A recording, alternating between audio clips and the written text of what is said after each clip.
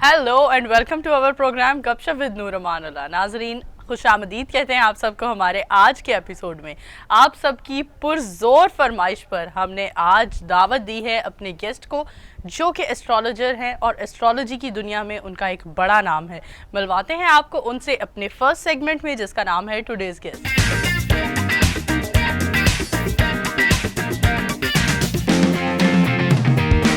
जी हाँ जी, आज हमें ज्वाइन किया है हमारे गेस्ट मुसव्विर ज़ंजानी साहब, जो कि एस्ट्रोलॉजर हैं। उनकी तरफ चलते हैं। अस्सलाम वालेकुम सर। वालेकुम अस्सलाम। कैसे हैं आप? अल्लाह का बहुत शुक्र है, आप कैसी हैं? ठीक ठाक सर। थैंकफुल हैं आपके, आपने अपनी मसरूफियत में से हमारे लिए वक्त निकाला।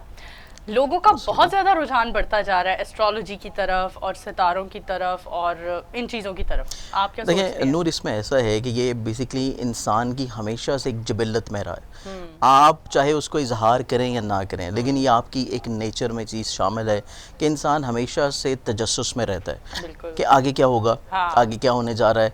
इंसान अपनी ज़िंदगी को बेहतर से बेहतर बनाने के लिए अपने आने वाली ऑब्स्टेकल्स को, अपने आने वाली प्रॉब्लम्स को बेहतर अंदाज में सॉर्ट आउट करना चाहता है। और बेसिकली एस्ट्रोलॉजी है भी गाइडलाइंस का इल्म।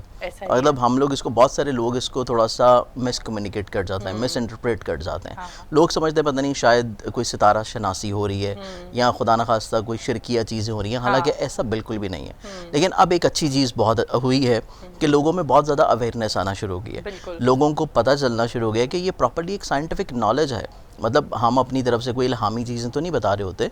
जो चीज़ बताई जाती है वो एक कैलकुलेटेड चीज़ होती है, और कैलकुलेटेड चीज़ होती है। और उसके बाद ये डेफिनेटली कहा जाता है बीइंग अ मुस्लिम कि 100% अल्लाह ताला की ज़ात है। गैब की कुंजियाँ अल्लाह ताला की ज़ात के पास ही हैं। लेकिन अल्लाह ताला ने इंसान को अशरफुल मखलूक़ात बनाया, इंसान को वो सलाहियत अता की है जो उसने बाकी जानदारों को नहीं अता की। इंसान के एक छोटे से दिमाग में अक्ल का इतना बड़ा ख़जाना रख दिया है कि आप देखेंगे बड़े बड़े साइंसदान, तारीख़दान हमें मिलते हैं, और जिसमें मुस्लिम साइंसदान भी बहुत ज़्यादा हैं। और मुस्लिम साइंसदान ऐसे ऐसे हैं जिन्होंने एस्ट्रोलॉजी में बहुत ज़्यादा काम किया। उनको बीइंग एस्ट्रोनॉमर माना जाता है, लेकिन जब उनकी एस्ट्रोलॉजी की हम लोग प्रैक्टिसेस देखते हैं तो वो भी अपनी जगह के ऊपर उतनी ही एक्यूरेट आती हैं जितनी उनकी बाकी चीज़ों में एक्सपर्टीज़ थी। ऐसा ही है, सही कहा आपने। हम आज के दौर में देख रहे हैं लोगों का पत्थरों की तरफ रुझान बहुत ज़्यादा बढ़ता जा रहा है। पहले हम कुछ स्पेसिफिक लोगों को देखते थे, कुछ सेक्ट से ताल्लुक़ रखने वाले लोगों को देखते थे जिन्होंने पत्थर पहने होते थे। लेकिन अब हम हर इंसान को देखते हैं, चाहे उसका किसी भी सेक्ट से ताल्लुक़ हो, किसी भी मज़हब से ताल्लुक़ हो, उसने पत्थर पहने होते हैं। क्या सोचते हैं इसकी तरफ रुझान क्यों बढ़ता जा रहा है? क्या ये वाकई वर्केबल है? देखिए बिल्कुल, अल्लाह ताला ने पूरी कायनात में जो भी चीज़ तख्लीक की है वो किसी बगैर मकसद के नहीं की। अल्लाह ताला को ज़रूरत नहीं थी ना कि वो इतनी बड़ी बड़ी कानें बना दे जिसमें आपको एमरल्ड मिल रहा है, जिसमें आपको रूबी मिल रहा है, सफ़ायर मिल रहा है, जिसमें डायमंड निकल रहा है। अल्लाह ताला चाहता तो जैसे बाकी बजरी के दाने हैं उसी तरह हर चीज़ को उसी तरह तख्लीक फरमा सकता था। लेकिन हर चीज़ में अल्लाह ताला ने खूबसूरती रखी है, कशिश रखी है। इसी तरह जेम्स स्टोन्स की जो थेरेपी है, इसका भी अपना एक इम्पैक्ट होता है इंसान की ऑरा के ऊपर, इंसान के मिजाज के ऊपर, पर्सनालिटी के ऊपर। और ये हमारे पास मुख्तलिफ रवायात में भी चीज़ मौजूद है। मुख्तलिफ रवायात में अगर हम लोग देखें तो फ़िरोज़े का बहुत ज़्यादा जिक्र आता है, जिसको हुज़ूर अकरम सल्लल्लाहु अलैहि वसल्लम जो हैं उन्होंने ख़ुद से पसंद किया, उन्होंने पहना। और इसके अलावा मौला अली मुश्किल कुशा करमोला वजहुल करीम, उन्होंने भी फ़िरोज़ा जो है उसकी अंगुश्तरी पहने रखी। और उसके बाद वही अंगुश्तरी आगे जो बाकी इमाम आए उनके पास भी वो मुंतकिल होती रही। इसी तरह अकीक के बारे में भी मुख्तलिफ रवायात हैं। अकीक यमनी जो है ये वो एक ऐसा पत्थर है कि जिसको हम लोग कलमा गो पत्थर की बरादरी से ताल्लुक़ रखते हैं। मतलब अगर इसके बारे में हम लोग मुख्तलिफ रवायात में देखें तो हमारे पास एक वाक़या मिलता है जिसको अकीक यमनी से मंसूब किया जाता है। कुछ लोग जो कि यमन से ताल्लुक़ रखते थे हज़ूर अकरम सल्लल्लाहु अलैहि वसल्लम के ज़माना में, उनके पास आए। उन्होंने अपने साथ अपने इलाका के कुछ जेम्स स्टोन्स लेके आए जो कि अकीक की सूरत में थे। अकीक यमनी मोस्टली ब्राउनिश शेड में आता है। तो उन्होंने हज़ूर अकरम सल्लल्लाहु अलैहि वसल्लम से मुखातिब होकर ये कहा कि अगर ये कलमा जो, ये पत्थर जो है ये कलमा पढ़ लेता है तो हमें आपकी नबुवत जो है उसकी गवाही मिल जाएगी और हम लोग भी मुसलमान हो जाएंगे। तो हुज़ूर अकरम सल्लल्लाहु अलैहि वसल्लम ने उनसे वो पत्थर लिए, अपने हाथ मुबारक के ऊपर रखे और उन पत्थरों से ये मुखातिब होकर कहा कि इस वक्त तुम्हारे ऊपर ये वाजिब है कि तुम मेरी नबुवत की गवाही दो।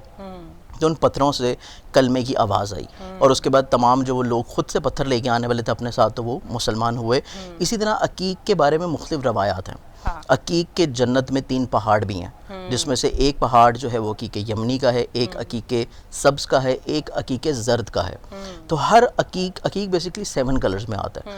अकीक जो है ये बहुत ही मुबारक पत्थर है और इसकी इतनी ज़्यादा रवायात हैं, इतने ज़्यादा फ़वाइद हैं रूहानी बरकतों के लिहाज से कि आप इसके बारे में इसकी अफादियत ये देखेंगे, जन्नत में भी इसके 3 पहाड़ मौजूद हैं और ये भी मुख्तलिफ़ रवायात में चीज़ शामिल है। और पत्थरों को अगर हम लोग वैसे देखें तो फ़िरोज़ा जो है ये रूहानियत से मंसूब है।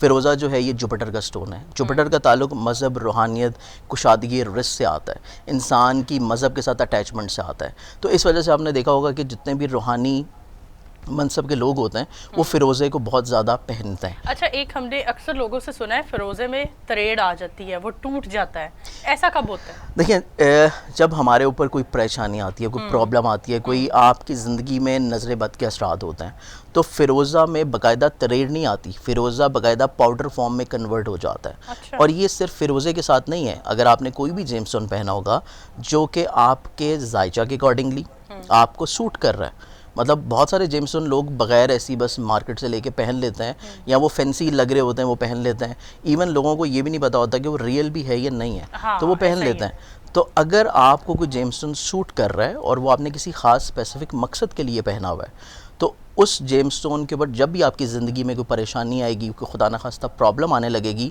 तो उस परेशानी का इम्पेक्ट जितना ज़्यादा होगा वो पत्थर अल्लाह ताला की कुदरत की वजह से उसके असरात को कम करते हुए या तो वो क्रैक हो जाएगा या वो ब्रेक हो जाएगा या वो बिल्कुल पाउडर फॉर्म में कन्वर्ट होगा, तो उस परेशानी का इम्पेक्ट बहुत कम हो जाएगा।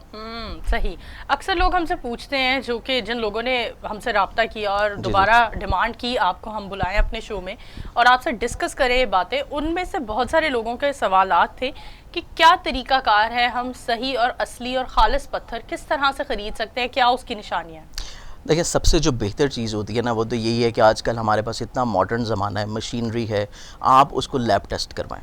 लैब टेस्ट की सहूलत पाकिस्तान के हर शहर में, ऑलमोस्ट जो बड़ा शहर है, लाहौर में, पेशावर में है, इस्लामाबाद में, कराची में है। लेकिन वो लोग जो कि जेमोलॉजिस्ट हैं, जो कि इसके ऊपर बाकायदा डिग्रीज कर रहे हैं, वो तो उसको परख के वैसे ही चेक कर लेते हैं टेलीस्कोप से। लेकिन जेमस्टोन में भी अब इतना ज़्यादा चाइना जो है वो इतने फेक जेमस्टोन्स बना रहा है कि आप एक आम बंदा जो है वो उसको नहीं पहचान पाता।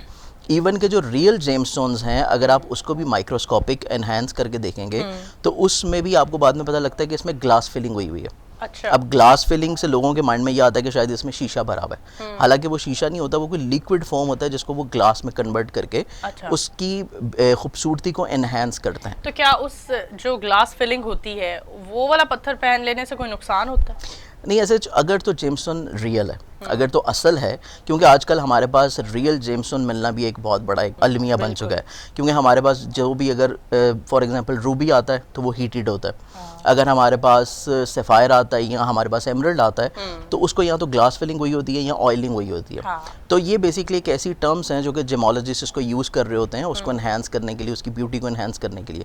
लेकिन वो जेमस्टोन अगर किसी तरह भी रियल है तो आप उसको पहन सकते हैं। लेकिन अगर वो बिल्कुल शीशा है, ट्रांसपेरेंट है, फॉर एग्जांपल अगर स्पिनल है, कोरंडम है, या अगर वो एक 7 अप की बोतल को तराश के आपको जेमस्टोन बना दिए, तो वो जेमस्टोन तो पहनने से सिर्फ आपको खूबसूरती तो मिलेगी, लेकिन आपके ऑरा के ऊपर, आपके मिजाज के ऊपर कोई चेंज नहीं आएगा। सही। बहुत सारे लोगों का ऐसा कहना है कि पत्थर पहनने से हालात भी तब्दील हो जाते हैं और वो तब्दीली या नेगेटिव होती है, कई बार पॉजिटिव भी होती है। तो नेगेटिव सेंस में कैसे तब्दीली आती है? कई लोगों को पत्थर सूट नहीं करता है। देखिए, वही चीज़ मैंने आपको बताई है कि अगर आपने अपने ज़ोडिक साइन, लेकिन ज़्यादा बेहतर होता है कि आप अपने हॉरोस्कोप के अकॉर्डिंगली पहने, क्योंकि समटाइम्स ऐसा होता है कि आप ज़ोडिक साइन के अकॉर्डिंगली जनरल जेमस्टोन पहन लेते हैं, लेकिन वो आपको हॉरोस्कोप में सूट नहीं कर रहा होता, आपके जायचा में वो बिल्कुल आपको सूट नहीं कर रहा होता। तब आपको लगता है कि मतलब जेमस्टोन में तो सही था, लेकिन जब मैंने पहना है तो मेरे नुकसान हो रहे, या खुदा न खास्ता कोई एक्सीडेंट हो गया या कोई बीमारी आ गई। तो ये चीज़ हम लोग देखते हैं जब हमारे सामने बिल्कुल जायचा होता है, जिसको होरोस्कोप बोला जाता है, मतलब कुंडली बोला जाता है, कुछ भी बोल लें वो जायचा ही कहलाएगा। प्लैनेट्स की पोजीशन के अकॉर्डिंगली देखा जाता है कि आपके होरोस्कोप के अकॉर्डिंगली कौन से प्लैनेट स्ट्रांग हैं, कौन से वीक हैं, जिनको बेहतर करने की ज़रूरत है, उनसे अकॉर्डिंगली जो कलर्स होते हैं, उनसे अकॉर्डिंगली जो जेमस्टोन्स होते हैं, अगर आप वो पहन रहे हैं तो फिर तो आपको खुदा न खास्ता कोई परेशानी नहीं आएगी, आपको हमेशा फ़ायदा होगा। बेसिकली जेमस्टोन की थेरेपी होती क्या? जेमस्टोन कोई ऐसी चीज़ नहीं है कि आपने पहना और फौरी तौर के ऊपर उसने अपना असर करना शुरू कर दिया। बेसिकली होता ये है कि हम लोग जैसे कि जेमस्टोन पहनते हैं, लाइट पास होती है, लाइट पास होके हमारी बॉडी में एंटर होती है। ठीक है। आप बाहर निकलते हैं सूरज की रोशनी में या इवन रूम की जो लाइट होती है, जेम्सटोन से पास होकर जब हमारी बॉडी में वो रेज एंटर होती हैं तो आपकी बॉडी की अल्लाह ताला ने एक हालाए नूर दिया हुआ है। ये वो हालाए नूर है जो कि हमें नज़र नहीं आता, जिसको हम लोग ऑरा बोलते हैं। लेकिन अब तो ऑरा की मशीन्स आ गई हैं, आप उसमें देख सकते हैं। हमारे ऑरा में 7 कलर्स होते हैं, जिसको चक्रा भी बोला जाता है। अब जौन सा कलर आपकी बॉडी में कम होगा, अगर आपने वो जेम्सटोन पहना है और आपकी बॉडी में वो कलर एनहेंस हो गया, तो बेसिकली आपके मिजाज में चेंज आएगा, आपके सोचने के स्टाइल में चेंज आएगा। जो पहले आपको सुस्ती हो जाती थी, आपका दिल नहीं करता था काम करने को, वो चीज़ आप में से ख़त्म होगी और आप एक एक्टिव हो जाएंगे, आपका कॉन्फिडेंस लेवल बिल्डअप हो जाएगा। और जब आपका कॉन्फिडेंस लेवल बिल्डअप होगा तो तब आप अपनी प्रॉब्लम्स को सॉर्ट आउट करेंगे। और अगर आप को वो सूट नहीं कर रहा तो डेफिनेटली आपकी बजाय कि वो एनर्जी को एक्टिवेट करे, वो आपको डीमोटिवेट करेगा। जब डीमोटिवेट होगा, को मिलता है कि हम अगर पत्थर पहने तो उसे चांदी में बनवा कर पहने, और कुछ लोग उसे गोल्ड में बनवा लेते हैं। तो क्या है, गोल्ड और चांदी का कोई कनेक्शन है? देखिए, बेसिकली सिल्वर जो है ये मेटल है मून का, चांद का, और इसके साथ साथ जितने भी वाइट एलिमेंट्स आते हैं, जिसमें जो है आप प्लैटिनम पहन लें, जिसमें आप वाइल्ड गोल्ड पहन लें, ये भी मून के अंडर आएगा। लेकिन कुछ जेम्सटोन्स होते हैं जैसे कि वो फ्रेंडशिप की प्लानट होती है उनकी चांद के साथ, तो अगर आप चांद की धात में उनको पहन रहे हैं तो वो आपको ज़्यादा फेवर देंगे। अच्छा। कुछ जेम्सटोन्स होते हैं जिनकी फ्रेंडशिप की प्लानिटरी पोजीशंस हैं सन के साथ, क्योंकि गोल्ड जो है ये सूरज की धात है, सन की। लेकिन हम वैसे भी बीइंग अ मुस्लिम अगर देखते हैं, गैर मुस्लिम तो पहन सकते हैं, लेकिन बीइंग अ मुस्लिम अगर हम लोग देखें तो जो मेल्स है उनके लिए चमकदार चीज़ जो है वो गैर ममनू है, कि आप चमकदार चीज़ या कोई ऐसी मुशाबे वाली चीज़ ना पहने जो कि फ़ीमेल्स की तरफ आपको लेके जाए। तो जिसमें गोल्ड जो है वो चमकने वाली चीज़ होती है, इस वजह से वो नहीं पहना जाता। लेकिन अगर आप वाइल्ड गोल्ड में पहन रहे हैं, अगर आप सिल्वर में पहन रहे हैं, तो तब तो आपके लिए सही है। ठीक है, हमें बताएंगे कौन से ज़ोडिक के लिए कौन सा पत्थर वैसे मुनासिब है? देखिए, हम अगर जनरली बात करते हैं तो हमारे पास जैसे कि पहला ज़ोडिक साइन है एरीज। एरीज का रूलिंग प्लैनेट मार्स आ जाता है, और मार्स के जो जेम्सटोन्स हैं वो रेड कॉरल है, मरजान। मरजान एक ऐसा जेम्सटोन है, बल्कि इसको पत्थर कहना थोड़ा सा गलत होगा, क्योंकि ये बेसिकली समुंदर की लकड़ी होती है। रेड सी में आपने देखा होगा, जब ये वहाँ से समुंदर का पानी नीचे से निकलता है तो ये कॉरल्स वहाँ से निकलता है, और इसकी ओरिजिनलिटी की ये इंडिकेशन होती है कि जैसे दीमक लकड़ी को खाती है, रेड कॉरल में कहीं ना कहीं पे थोड़े से सुराख होंगे। अच्छा। अगर वो सुराख नहीं होंगे तो वो बहुत ज़्यादा एक्सपेंसिव हो जाता है, उसकी क्वालिटी बहुत अच्छी हो जाती है। तो रेड कॉरल एरीज वाले पहन सकते हैं। इसके अलावा रेड कॉरल का अगर आप देखें तो सूरह रहमान में भी जिक्र है, कुरान मजीद में अल्लाह ताला ने मरजान का जिक्र की फरमाया है, इसके बाद अल्लाह ताला ने याकूत का जिक्र फरमाया है, और इसके अलावा कुरान पाक की एक और सूरह मुबारक में अल्लाह ताला ने हदीद का जिक्र किया है। हदीद एक ऐसा जेम्सटोन है जो कि आपकी बॉडी की नेगेटिव एनर्जीज, जो नेगेटिव वाइब्स होती हैं, उनको वो कैप्चर करता है। स्पेशली ऐसे लोग जिनका ब्लड प्रेशर कंट्रोल नहीं होता, अगर वो हदीद पहनते हैं, या ऐसे लोग जिनको नज़र-ए-बद बहुत जल्दी लग जाती है, अगर वो हदीद पहनते हैं तो वो उससे महफूज रहते हैं। इसी तरह हम लोग जब जेम्सटोन्स की बात करते हैं तो हमारे पास जो नेक्स्ट ज़ोडिक साइन आता है वो टॉरस आता है। टॉरस का जो रूलिंग प्लैनेट है ये वीनस है, और वीनस के अंडर जो स्टोन्स आ जाते हैं वो आते हैं ओपल, वाइट टोपाज, डायमंड, और यहाँ फिर वीनस वाले ही जो दूसरा ज़ोडिक साइन आता है वो लिब्रा में आ जाता है। लिब्रा वालों के लिए वाइट कॉरल भी आ जाता है, सफ़ेद मरजान। ये चीज़ इन 2 ज़ोडिक साइंस की होगी। नेक्स्ट ज़ोडिक साइन हमारे पास आता है जेमिनी। जेमिनी वालों के लिए आते हैं ग्रीन कलर के जितने स्टोन्स होते हैं, इसमें आप एमरल्ड पहन सकते हैं, सबसे बेहतर है। अगर आपको बहुत अच्छा एमरल्ड मिल रहा है तो आप उसको डेफिनेटली पहने, क्योंकि एमरल्ड एक ऐसा स्टोन है जो कि डायमंड से भी ज़्यादा एक्सपेंसिव होता है। स्पेशली हम अगर अपने पाकिस्तान की सवात की बात करें तो सवात का एमरल्ड बहुत अच्छा होता है। हम बहुत मुश्किल है कि हमें यहाँ पे वो मिल जाए, क्योंकि वो सब बाहर जाता है, एक्सपोर्ट होता है। ठीक है, इसके अलावा एमरल्ड अगर आपको नहीं मिल रहा तो फिर आप उसमें सब्ज़ अकीक पहने, लेकिन सब्ज़ अकीक भी जो आप पहन रहे हैं वो ओरिजिनल होना चाहिए, वो चाइना वाला नहीं होना चाहिए। अगर आपको वो भी नहीं मिल रहा तो फिर आप ग्रीन में एक स्टोन आता है पेरीडॉट, पेरीडॉट पहन सकते हैं। तो ये ग्रीनिश स्टोन में आप स्टोन्स पहन सकते हैं। और जेमिनी के साथ साथ यही जेम्सटोन्स विर्गो वालों के लिए भी आते हैं, क्योंकि विर्गो का जो रूलिंग प्लैनेट है वो भी मरकरी आ जाता है। नेक्स्ट हमारे पास जो ज़ोडिक साइन आता है वो आता है कैंसर। कैंसेरियंस वालों का रूलिंग प्लैनेट है चांद। चांद का ताल्लुक होता है हमारी बॉडी में जो आपकी ब्लड सर्कुलेशन है, पानी का वाटर लेवल है उससे, और चांद ठंडक का एहसास दिलाता है। तो इसमें मून स्टोन सबसे बेहतर है। अगर मून स्टोन रियल मिल जाए तो तब, अगर वो नहीं मिल रहा तो फिर पर्ल, जिसको हम मोती बोलते हैं, ख़वातीन का बड़ा फेवरेट होता है। और अगर वो भी नहीं मिल रहा तो फिर एक बहुत ही बाबरकत स्टोन आता है जिसको दुर नजफ़ बोला जाता है। हाँ। दुर नजफ़ बेसिकली एक वाहिद ऐसा स्टोन है जो कि सिर्फ नजफ़ अशरफ से निकलता है। और नजफ़ में आपको पता है कि मौला अली हज़रत अली करमुल्ला वजहुल करीम का रोज़ा मुबारक है, और वहाँ पे एक कब्रिस्तान है जो कि बहुत बड़ा कब्रिस्तान है, जिसमें बहुत सारे अंबिया सहाबा की कब्रें मौजूद हैं। और कुछ रवायात के मुताबिक जब बारिश होती है उस कब्रिस्तान में जो पानी के कतरे गिरते हैं वो ज़मीन में जब जाते हैं उसके बाद ये पत्थर की सूरत में निकलते हैं। तो इस वजह से दुर नजफ़ इस बरकत से भी पहना जाता है, और वो मून का स्टोन भी है। और नेक्स्ट ज़ोडिक साइन की हम बात करेंगे तो हमारे पास लियो आ जाता है। लियो का जो रूलिंग प्लानट है वो सन है, और सन के अकॉर्डिंगली जो जेमस्टोन आता है वो आपके पास आता है रूबी, याकूत, जिसका अल्लाह ताला ने कुरान पाक में सूरह रहमान में ज़िक्र फरमाया। इसके बाद नेक्स्ट ज़ोडिक साइन विर्गो है, जिसको हमने जेमिनी के साथ डिस्कस किया। नेक्स्ट ज़ोडिक साइन हमारे पास लिब्रा है, जिसको हमने टॉरस के साथ डिस्कस किया। और उससे नेक्स्ट हमारे पास ज़ोडिक साइन आता है स्कॉर्पियो। स्कॉर्पियो वालों के लिए रेड कॉरल भी होता है, लेकिन ज़्यादा सूटेबल उनके लिए गार्नेट होता है। गार्नेट पहने तो वो ज़्यादा फेवरेबल है। और नेक्स्ट ज़ोडिक साइन जैसे हम फिरोज़ा की बात कर रहे थे, तो सेजिटेरियंस वालों के लिए रूलिंग प्लानट जुपिटर है, तो उनके लिए फिरोज़ा आता है। फिरोज़ा पहने वो इनके लिए बहुत अच्छा है। और कैप्रिकॉन्स वालों के लिए सफ़ायर है, लैपिस लाजुली है जिसको लाजवर्ड बोला जाता है, इवन ब्लैक अकीक भी है। और यही जेमस्टोन्स जो हैं वो एक्वेरियंस वालों के लिए भी हैं, लेकिन वो वेरी करते हैं कि आपके ज़ोडिक साइन में सैटर्न की पोजीशन क्या है। और इसके साथ साथ एक्वा मेरीन ये भी एक्वेरियंस वाले पहन सकते हैं। लास्ट ज़ोडिक साइन पाइसेस की हम लोग बात करें तो पाइसेस वालों के लिए येलो कलर के जितने स्टोन्स आते हैं, जिसमें येलो सफ़ायर, येलो टपाज, इवन उनके लिए जर्द अकीक बहुत जो है मुबारक पत्थर है, क्योंकि इसका इवन एक पहाड़ है जो कि जन्नत में मुकीम है। तो इस लिहाज से ये तमाम जेमस्टोन्स हैं जो कि जनरली ये ज़ोडिक साइंस पहन सकते हैं। लेकिन फिर भी रिकमेंड मैं यही हमेशा करता हूँ कि आप अपने ज़ोडिक साइन से बेहतर है कि आप अपना जायचा खुद से बनाएं। अब तो कोई मुश्किल नहीं है, आप अपने मोबाइल में ऐप डाउनलोड करें, इतनी वेबसाइट्स हैं, वहाँ पे अपना डाटा एंटर करें, आपको ज़ोडिक साइन आपका एक जायचा पता लग जाएगा। ठीक है, बिल्कुल। उस जायचे में सिर्फ आपने देखना ये है कि अगर आपने फाइनेंस के लिए कोई स्टोन पहनना है तो सेकंड हाउस का स्टोन पहन ले। अगर आपने हेल्थ के लिए कोई स्टोन पहनना है या अपने नसीब को बेहतर करने के लिए कोई स्टोन पहनना है तो आप 7 या फिर आप पहन लें 9th का, या फिर 5th का पहन लें मोहब्बत के लिए। तो ये वो जेमस्टोन्स हैं जो कि आप पहनेंगे तो आपको कभी भी नुकसान नहीं होगा। सही। सर हमें इस बारे में थोड़ा गाइड करें, कुछ हम फेमस सेलिब्रिटीज़ की भी बात कर सकते हैं जिनमें होता है ज़ोडिक के साथ मैच करके अपना नाम रखा जाता है। कुछ ऐसे सेलिब्रिटीज़ हैं जिनका ज़ोडिक के साथ मैच है नेम, और वो मतलब बहुत कामयाब है, तो लोग उनकी मिसाल देते हैं। और अब ये ट्रेंड काफ़ी आता जा रहा है, लोग नाम रखने से पहले बच्चे का उनका ज़ोडिक के साथ मैच करते हैं। पहले ऐसा नहीं भी किया जाता था। बिल्कुल ऐसी है, लेकिन किस हद तक फायदेमंद जिन लोगों को नो हाउ थी वो पहले भी करते थे। हाँ। उसमें 2 तरह के तरीके होते हैं। अब उसमें ये है कि जिन लोगों को इतना ज़्यादा एस्ट्रोलॉजी का इल्म नहीं है, या जो मतलब किसी एस्ट्रोलॉजर से नहीं पूछना चाहते, तो बेसिकली जो नौ मौलूद होता है, जो कि न्यू बॉर्न होता है, उसका नाम रखने के 2 से 3 तरीके होते हैं।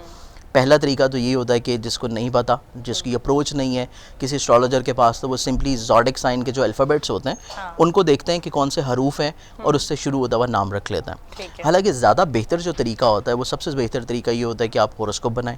उसमें आप देखें कि बेसिकली जो राइजिंग प्लानट है वो कौन सा चल रहा है, और राइजिंग प्लानट अगर बहुत ज़्यादा अच्छी पोजीशन पे है, स्ट्रेंथन पोजीशन पे, तो फिर आप उस रूलिंग प्लैनेट के अल्फ़ाबेट से नाम रखें तो ज़्यादा पॉजिटिव है। नॉर्मली मैंने नोटिस किया है लियोस को जी बहुत जे और जेड जी बहुत सूट करता है। बिल्कुल ऐसी है, क्योंकि बेसिकली जी जो है ये आ जाता है एक्वेरियंस के अंडर। तो उसमें ये है कि मतलब इसमें कैप्रिकॉन के अंडर भी आ जाता है, एक्वेरियंस के अंडर भी आ जाता है, सैटर्न का अल्फ़ाबेट है। तो उसके अकॉर्डिंगली हम लोग देखते हैं कि जो 5वें घर का हो या फिर 9वें घर का हो या सेकंड हाउस का हो, तो ये वो अल्फ़ाबेट्स हैं जो कि आपको सूट करते हैं। लेकिन सबसे बेहतर यही होता है कि आप जायचा बना के उसमें देखें कि मून की पोजीशन क्या है। चांद अगर बहुत स्ट्रॉन्ग है, अच्छी पोजीशन पे है, तो उससे नाम रखना ज़्यादा बेहतर है। अगर आपको उससे भी ज़्यादा डीप जाना है तो फिर हमारे चांद की मनाजिल होती हैं। जैसे कि कुरान पाक में अल्लाह ताला ने मनाजिल का जिक्र किया है कि चांद अपनी मंजिलों से आगे पीछे कहीं नहीं जाता। तो चांद की मनाजिल होती हैं कि चांद पूरा जो एक चक्कर लगाता है पूरे 24 घंटों में, 2.5 दिन में, तो उस हर मंजिल के ऊपर से वो गुजरता है। हर मंजिल का भी एक अल्फ़ाबेट होता है। अगर आप उस मंजिल के मुताबिक नाम रखें तो वो ज़्यादा सूटेबल है। सबसे तो बेहतर ये है, और सबसे कम ये है कि आप अपने ज़ोडिक साइन के अल्फ़ाबेट्स के अकॉर्डिंगली नाम रख लें। लेकिन उससे भी ज़्यादा एक और चीज़ मैं अपने व्यूअर्स के लिए बताता चलूँ, न्यूमरोलॉजी बहुत ज़्यादा इम्प्लीमेंट करती है हमारे नामों के ऊपर। आप जितनी बड़ी बड़ी कंपनीज के नाम देखेंगे, अगर आप उनको न्यूमरोलॉजी में कन्वर्ट करेंगे तो उनका नंबर 6 बन रहा होगा। 6 नंबर जो है ये बेसिकली वीनस का नंबर है। 6 जो है ये फेम का नंबर है, पॉपुलैरिटी का नंबर है, ये क्रिएटिविटी का नंबर है। तो बड़ी जल्दी लोग अट्रैक्ट हो जाते हैं 6 नंबर्स की तरफ। अगर तो मतलब आपकी ऐसी फील्ड है जो मीडिया से रिलेटेड है, जो आर्ट से रिलेटेड है, तो आप अपने नाम के अल्फ़ाबेट्स जो हैं उसको 6 पे ले आएँ। अगर आप चाहते हैं कि आपकी कम्युनिकेशन स्किल्स एनहांस हो तो आप अपने नाम को 5 के ऊपर ले आएँ। अगर आप चाहते हैं कि आप स्पिरिचुअलिज्म की तरफ जाएँ, आप में अंदर रूहानियत हो, लोग जो हैं वो आपकी सहर में जकड़े रहें, तो फिर आप अपना नंबर जो है वो 3 के ऊपर कर लें। तो ये डिफरेंट फार्मूलाज होते हैं जो कि न्यूमरोलॉजी में भी हम लोग चेंज करते हैं। सर, हम ख़वातीन या आजकल तो मर्द हजरात भी जब भी कपड़े पहनते हैं तो कलर स्कीम को फेस के साथ मैच करते हैं, लेकिन आपसे हमें ये जानने को मिला कि कलर थेरेपी हमारी शख्सियत के साथ भी बहुत ज़्यादा अट्रैक्ट करती है, शख्सियत के साथ मिलकर भी इसकी एक बड़ी मज़ेदार किस्म की फ़िलासफ़ी बन जाती है। कलर थेरेपी को आप कैसे एक्सप्लेन करेंगे? देखिए, कलर थेरेपी जैसे कि जेमस्टोन्स हैं, तो जेमस्टोन भी बेसिकली तौर के ऊपर बजाते खुद जेमस्टोन पे भी काम करता है और कलर थेरेपी के ऊपर भी काम कर रहा होता है। इसी तरह हमारी जो जैसे कि ये हमारे रेड सोफ़ाज़ हैं, अगर हम फॉर एग्जांपल रेड को लेते हैं तो हमारे पास ये कलर आ जाता है मार्स के अंडर। रेड कलर जो होता है इंसान को एक्टिव करता है, इंसान को एग्रेशन की तरफ लेके जाता है, इंसान को मोटिवेशन की तरफ लेके जाता है। तो आप में ये है कि जब आप रेड कलर के गाड़ी में बैठे होंगे या रेड कलर के सोफास पे बैठे होंगे तो आपका एनर्जी लेवल बड़ा हाई होगा। तो यही राज है मेरे एनर्जी लेवल का। तो इसी तरह ये है कि जो हम लोग पूरा दिन कपड़े पहन के घूम रहे होते हैं, ये भी बहुत ज़्यादा डिपेंडेबल होते हैं। जैसे कि फॉर एग्जांपल अगर आपके ज़ोडिक साइन में आपने बहुत ज़्यादा एक वर्ड सुना होगा मुख्तलिफ एस्ट्रोलॉजर से कि आपकी 60 सती चल रही है। हाँ, ये बेसिकली होता है 7.5 ईयर के टाइम होता है जिसमें सैटर्न आपके जायचे में वीकेस्ट पोजीशन पे होता है। ठीक है, उस पोजीशन पे अगर आप सैटर्न का कलर पहन के घूमेंगे जो कि डार्क टोन्स में आता है, black, navy blue, chocolate brown और इसी तरह के जितने डार्क टोन्स हैं, अगर आप वो पहन के घूम रहे होंगे तो आप अपने आप को बहुत ज़्यादा डिप्रेसिव फील करेंगे, आपके कामों में हर्डल्स बहुत ज़्यादा आएंगी, रुकावटें बहुत ज़्यादा आएंगी। लेकिन अगर आप जैसे ही सॉफ्ट टोन के कलर्स पहनना शुरू हो जाएंगे, आपका मोटिवेशन लेवल बेहतर हो जाएगा, आपका डिप्रेशन लेवल 0 पे आ जाएगा, आपके कामों में जो हर्डल्स आ रही हैं वो ख़त्म होना शुरू हो जाएंगी। तो इसी तरह कलर थेरेपी जो है ये बहुत ज़्यादा इंप्लीमेंट करती है। इवन अभी आप अगर सर्च करें इंटरनेट के ऊपर तो आपको लाहौर में ही या कराची में भी बहुत सारे ऐसे लोग मिलेंगे जो कि जेमस्टोन की कलर थेरेपी से हमारे ऑरा को रेज दे के ट्रीट करते हैं। वो आपको जेमस्टोन पहनने को नहीं बोलेंगे, वो आपको आपके कपड़ों का कलर चेंज करने को नहीं बोलेंगे, लेकिन वो लाइट पास करेंगे जेमस्टोन से और वो लाइट आपको हिट करेगी आपकी बॉडी के ऊपर और कुछ ही देर के बाद आप अपनी ऑरा में जो चेंजेस आ रही होंगी उसके अकॉर्डिंगली अपने मूड, पर्सनालिटी और तमाम तर चीज़ों में चेंज फील करना शुरू करेंगे। इसको आप जेमस्टोन थेरेपी भी कह सकते हैं और इसको आप कलर थेरेपी भी कह सकते हैं। ये बहुत सारे 2-3 लोग हैं जो कि लाहौर में कर रहे हैं और ये बड़ी इफेक्टिव है। इवन वो लोग आपकी नफ्सियात को कंट्रोल करते हैं। जो लोग जो कि नफ्सियाती मरीज़ हो जाते हैं, वो डिप्रेशन में चले जाते हैं, उनका एनर्जी लेवल बेहतर करते हैं, या वो इवन लोग जो कि किसी बीमारी में चले जाते हैं उससे बीमारियों को वो ट्रीट कर रहे हैं। तो ये चीज़ भी एक बहुत इंप्लीमेंट हो रही है। आपको इतनी नॉलेज है, इल्म है कि आप इन सारी चीज़ों से वाकिफ़ हो जाते हैं, लेकिन एक आम आदमी ये चीज़ कैसे जज कर सकता है कि लाइक ये कलर्स मुझे नहीं पहनने चाहिए? लाइक उससे तो उन्होंने तो 60 सती का नहीं आइडिया ना मानो ही है। देखिए, इसमें ऐसा है कि एक आम बंदे के लिए सबसे मेनली ये है कि जब आप खुद से जज कर सकते हैं, आपकी जो वार्डरोब है उसमें आपने जो कलर रखे होते हैं अपने कपड़ों के, स्पेशली फीमेल्स को तो पता होता है उनके तो हर कलर्स होते हैं। तो आप खुद से देखें कि आपने जिस दिन जो कलर पहना है, आपको उस कलर पहनने के बाद आपका मूड कैसा है। आपका मूड अच्छा है, आप अपने आप को डाउन फील कर रहे हैं, आप अपने आप को एक्टिव फील कर रहे हैं, आपके कामों में हर्डल्स कितनी हुई हैं, लोगों ने आपको अट्रैक्ट किया या नहीं किया, आपके काम अगर लोगों के साथ लिंक है, वो काम टाइम पे हुए या नहीं हुए। अगर तो वो कलर पहनने से आपके सारे काम बेहतरीन हो गए तो वो आपके लिए फेवरेबल कलर है। अगर आप कोई ऐसा कलर पहन रहे हैं जिसमें आप अपने आप को घर से निकलते हुए बड़ा डीमोटिवेट फील कर रहे हैं, आपको धूप भी चुभ रही है, आपको रश भी लग रहा है, आपको गाड़ियों के हॉर्न भी बहुत शाउट सुनाई दे रहे हैं, तो इट मीन्स कि वो कलर आपको सूट नहीं कर रहा, तो आपका मूड वो बिल्कुल सही नहीं रखेगा। अक्सर लोगों को हम देखते हैं नए कपड़े पहनकर थोड़ा एटीट्यूड आ जाता है, वो अंदर की कमजोरी होती है, कलर मैच नहीं कर रहा होता। देखिए, वो कलर मैच भी नहीं कर रहा होता और ये इस तरह भी आप कह सकते हैं। सही। मजीद बहुत सारी बातें हैं करने को, पॉलिटिकल पार्टीज को डिस्कस करेंगे मुसव्विर ज़ंजानी साहब के साथ, लेकिन अभी वक्त हुआ जाता है ब्रेक का। ब्रेक पर चलते हैं, हमारे साथ रहिएगा।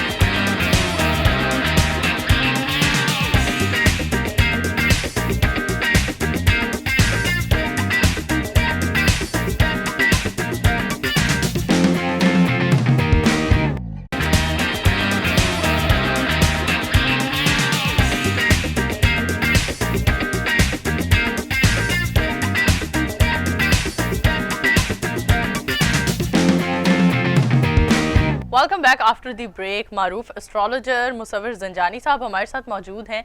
इनसे मज़ीद कलरफुल बातें करते हैं, लेकिन पहले चलते हैं अपने सेकंड सेगमेंट की तरफ, जिसका नाम है क्रॉस टॉक।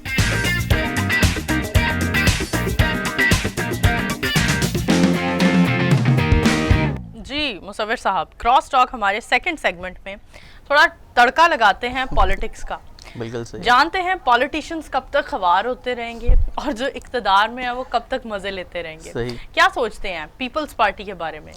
देखिए, पीपल्स पार्टी का अगर मैं देखूं तो पीपल्स पार्टी के अकॉर्डिंगली जो उनकी क़यादत है, बेसिकली पूरी पार्टी जो है वो डिपेंडेबल होती है आपके लीडरशिप के ऊपर, और हम लोग इसी वजह से लीडरशिप का जायचा देखते हैं। यहाँ पर हम लोग जो बेसिकली पॉलिटिकल पार्टी होती है उसका जो सिंबल होता है उसको यहाँ जब वो बनी थी तब उसको चेक करते हैं। तो अभी जो लीडरशिप जो दो मेन चल रही है, एक बिलावल साहब आ जाते हैं, एक जरदारी साहब आ जाते हैं। दोनों के ही प्लानिटरी पोजीशंस के अकॉर्डिंगली देखा जाए तो अभी वक्ती तौर के ऊपर पोजीशंस इतनी कोई अच्छी नहीं है। अगर मतलब वो कहें कि हम पीडीएम में या पीडीएम के थ्रू अगर कोई अदम एतमाद ले आए या कुछ बहुत ज़्यादा एक्टिव फाइल कर लें पीडीएम को, तो वो चीज़ अभी फौरी तौर पर रहती हुई नज़र नहीं आती, क्योंकि लास्ट भी कुछ प्रोग्राम्स में ये चीज़ जिक्र हो रही थी और तब तो पीडीएम बहुत ज़्यादा एक्टिव था, तब बहुत ज़्यादा इनके धरने हो रहे थे, हर जगह इनकी तहरीकें चल रही थी। लेकिन अभी आप देखेंगे थोड़ी सी क्लैशेस आना शुरू हो गए। तो ये चीज़ है कि फ्यूचर में भी अभी फौरी तौर के ऊपर तो नहीं है, और ये रहेगा टाइम कोई इनका नेक्स्ट 2021-22 मार्च तक। मार्च के बाद से कोई दोनों के जायचों में थोड़ी सी पॉजिटिविटी आती हुई नजर आती है। ठीक है, हमें बताइए, बिलावल साहब की शादी को लेकर लोग बहुत एक्साइटेड हैं कि आखिर ये कब शादी करेंगे, बहन की जिम्मेदारी पूरी कर दी, क्या देखते हैं? देखिए, इनके जायचों में हम देखें तो अभी बेसिकली रिसेंटली जुपिटर की पोजीशन चेंज होने जा रही है। वैदिक नहीं, वैदिक एस्ट्रोलॉजी के अकॉर्डिंगली हम लोग देखें तो जुपिटर की पोजीशन अभी रिसेंटली चेंज हो रही है, और ये इनके लिए अच्छी फेवरेबल होगी रिलेशनशिप वाइज। लेकिन जब हम शादी की बात करते हैं तो शादी के लिहाज से इनका जो अच्छा और नेक साल है वो जाके 2022 का आखिर और 2023 का स्टार्ट आता है, क्योंकि तब जुपिटर की जो फेवरेबल पोजीशन है इनके जायचे में 7वें घर को अच्छी नज़र से देख रहा होगा। तो वो एक अच्छी पोजीशन होगी कि तब इनकी कोई आपको इस तरह की न्यूज़ सुनने को मिल सकती है। सही है। हमें बताएं सर, पीएमएलएन बहुत ज़्यादा सफ़र कर रही है, कब तक इनका सफ़र चलता रहेगा?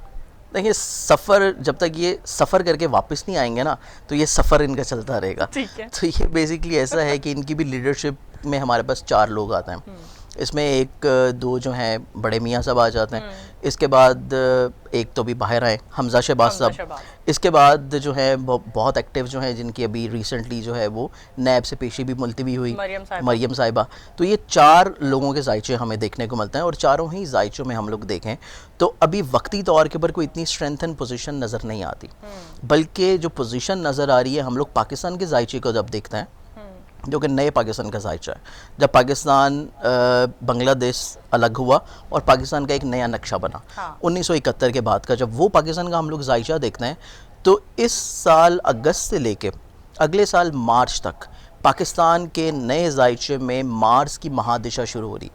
मार्च का ताल्लुक होता है बेसिकली इंसाफ से, मार्च का ताल्लुक होता है बेसिकली आपके जितने ये अदलिया से रिलेटेड चीज़ें, जितने फोर्सेस से रिलेटेड चीज़ें, तो फोर्सेस से रिलेटेड चीज़ें बड़ी एक्टिव हो रही हैं।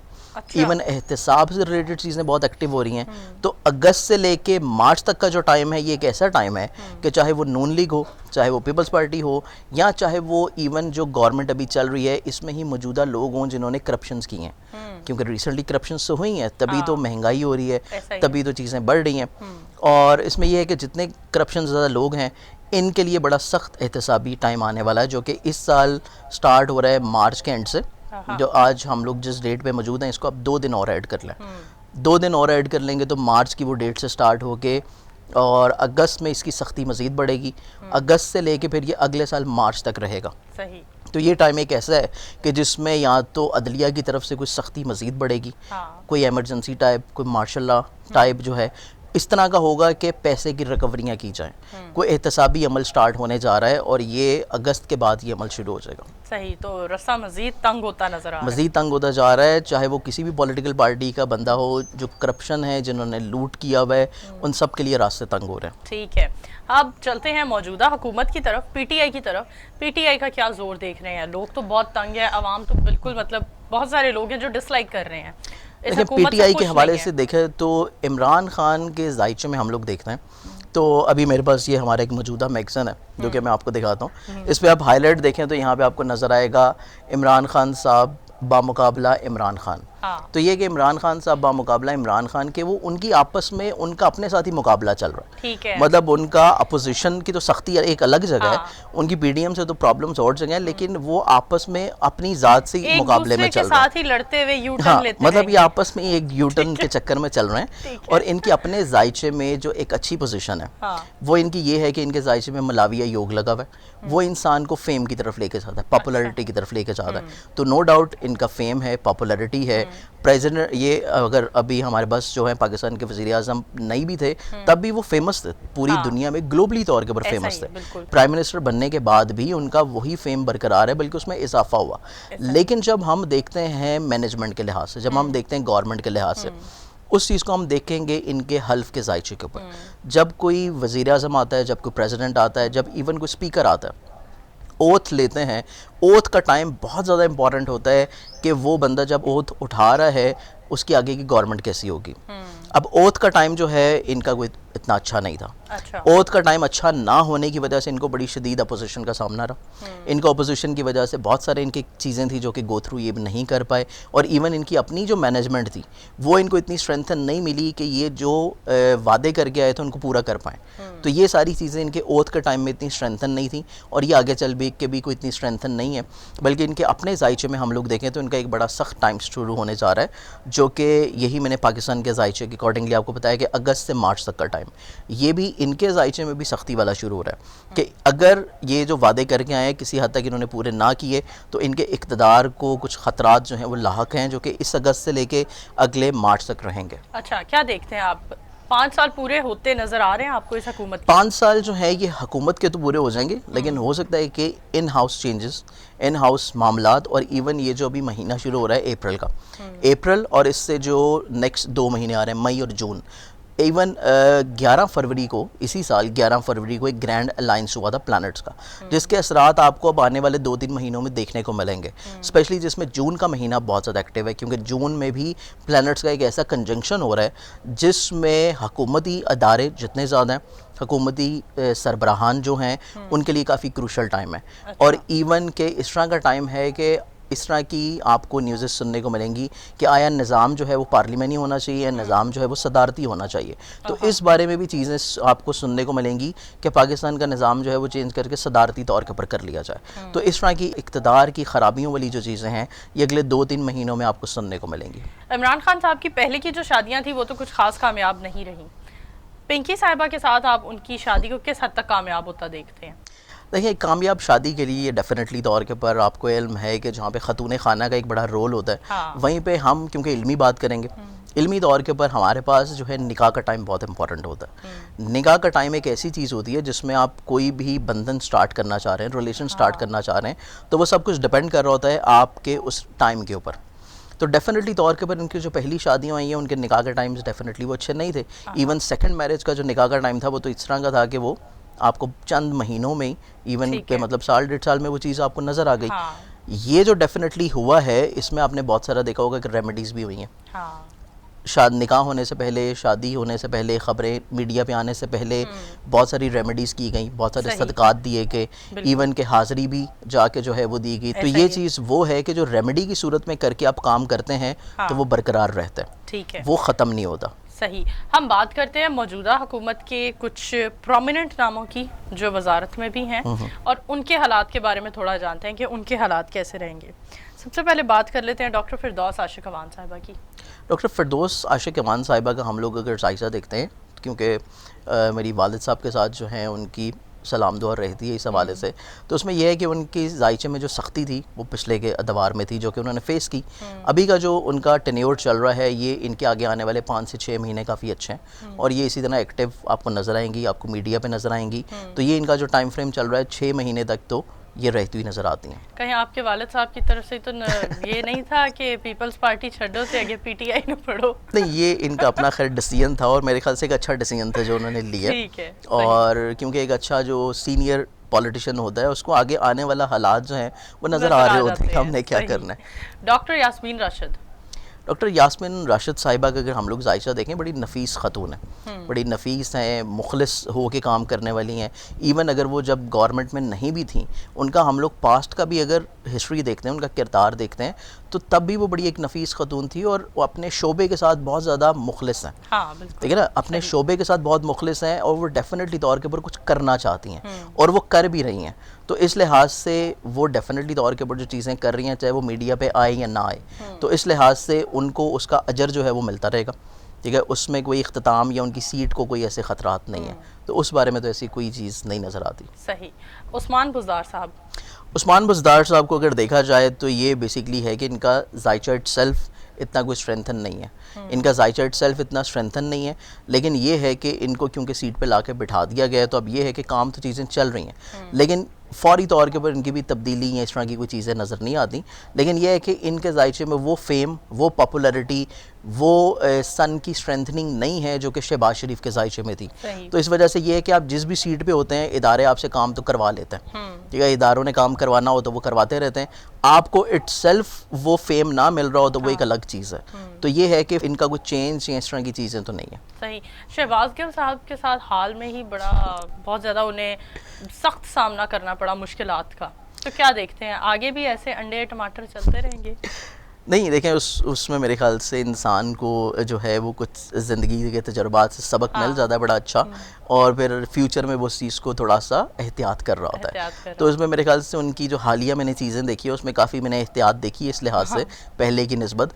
लेकिन ये है कि उनके अपने अगर हम लोग जायचे में प्लेंट्री पोजीशंस देखते हैं तो उनका जो एक रोल नज़र आता है वो मेरे ख्याल से कोई अगस्त तक तो बड़ा एक्टिव है, लेकिन अगस्त के बाद से माइट भी उनकी कोई ड्यूटीज़, उनके जो फ़राइज़ हैं वो कुछ थोड़े से चेंज कर दिए जाएँ। तो ये चीज़ अगस्त के बाद है जब मार्च की महादिशा शुरू होगी। सही। Thank you so much sir, आपने हमारे लिए वक्त निकाला और हमारे शो में आए और हमारे बहुत सारे ऐसे सवाल जिनका हमें जवाब नहीं मिल रहा था, हमारे व्यूअर्स हमें ऐसे क्वेश्चन सेंड कर रहे थे जिनके लिए वो काफ़ी बेताब थे, आपने उन सब का हमें जवाब दिया। थैंक यू सो मच, आप आए। यहाँ चलते हैं इख्तिताम की तरफ, वाइंड अप का टाइम हो रहा है, चलते हैं वाइंडिंग की तरफ। अपनी मेज़बान नूर अमानुल्लाह को इजाज़त दीजिए, देखते रहें गपशप विद नूर अमानुल्लाह। फ़िलहाल अल्लाह हाफ़िज़।